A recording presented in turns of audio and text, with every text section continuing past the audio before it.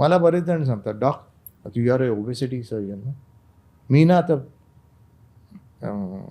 भात खायचं बंद केलं आहे, मी नॉनव्हेज सोडलं आहे. हे कॉमन आहे माझ्याकडे. आणि साखर साखर सोडली, बरोबर. हे फुलप्रूफ नाही आहे.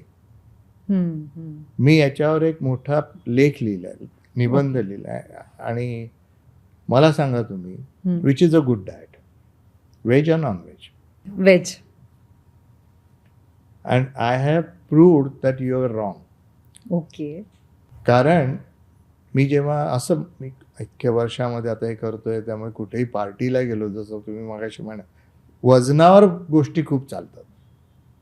इतर ते गाझामध्ये काय चालू आहे, ट्रम्प काय बोलतोय, ते फार कमी बोललं जातं पार्टीजमध्ये. 2 पेग झाले की वजनावर येतात बरेचशी लोक. आणि बळीचा बकरा दुःख बोलायला सुरुवात करतात. बळीचा बकरा मी असतो. कारण तू करतोयस ना, सांग, ऍडवाइस दे. आणि फ्री ऍडवाइस तर सगळ्यांनाच हवा असतो. तर असे जे मंडळी असतात ना, की स्वतः ठरवतात. मी नॉनव्हेज बंद केलं, पण जेव्हा मी असं ऐकत होतो तेव्हा मग मी एकदा 2016 साली 10 वर्षापूर्वी मी म्हटलं, आपण याच्यावर रिसर्च करायला पाहिजे की which is a good diet, veg की नॉन व्हेज.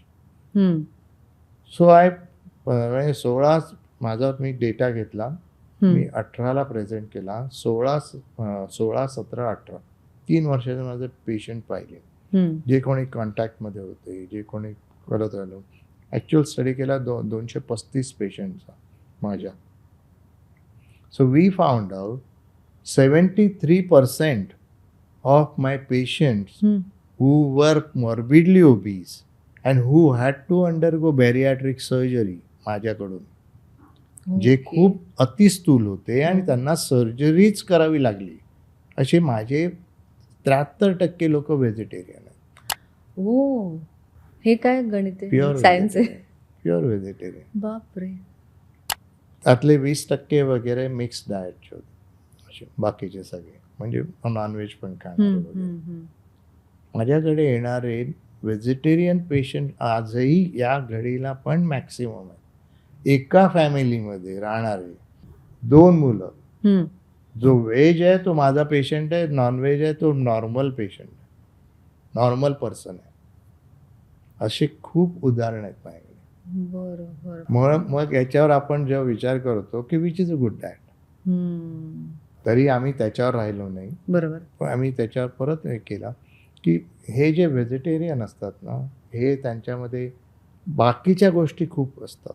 स्नॅकिंग पण खूप असतं, तेलकट जास्त असतात, गोड जास्त असतात त्यांच्यामध्ये. साखर पण ते घालतात ना, भाज्यांमध्ये पण साखर गुळ किंवा साखर असते. तर या गोष्टी पण आहेत, खूप आहेत. आणि या व्यक्तींचं ज्यांचं जे लाईफस्टाईल आहे ना, ते पण असं सिडेंटरी असतं जनरली. त्यांचं मेटाबॉलिझम स्लो असतं. होतं.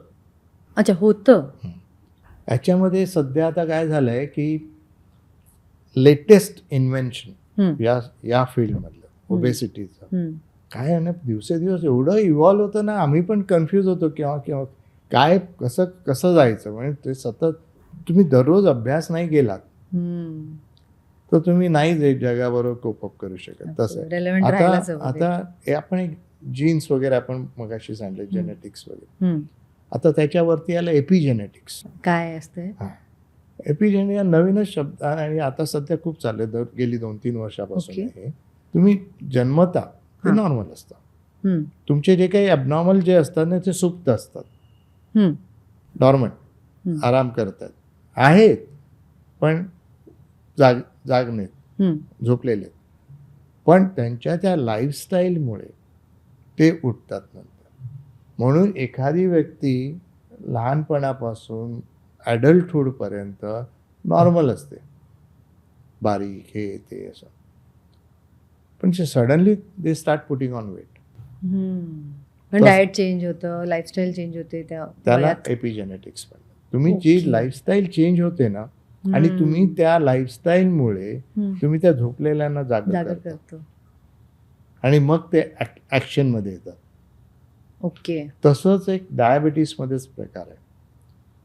आता डायबिटीसमध्ये 2 टाईप सगळ्यांना माहिती आहे. टाईप 1 म्हणजे पॅन्क्रियाज नाहीच आहे आणि इन्सुलिन येतच नाही, किंवा पॅन्क्रियाज खराब झालंय, दगड झालाय त्या ऑर्गनचा, आणि त्यातून इन्सुलिन जे यायला पाहिजे ते डायबिटीस नॉर्मल करतं नाही करत. आणि दुसरा आहे तो वयोमानानुसार आलेला टाईप 2 डायबिटीस. आता त्याच्यामध्ये टाईप 1.5 डायबिटीज आहे, जो असा की 20-22 वर्षाच्या मुलांमध्ये सडनली इन्सुलिन डिपेंडंट डायबिटीज होतो. म्हणजे ते 20-22-25 वर्षापर्यंत ते नॉर्मल आहेत, त्यांना शुगर वगैरेचा काही प्रॉब्लेम नाही. 22 ते 25च्या वयाच्या त्यांना इन्सुलिन घ्यावं लागेल असं डायबिटीज.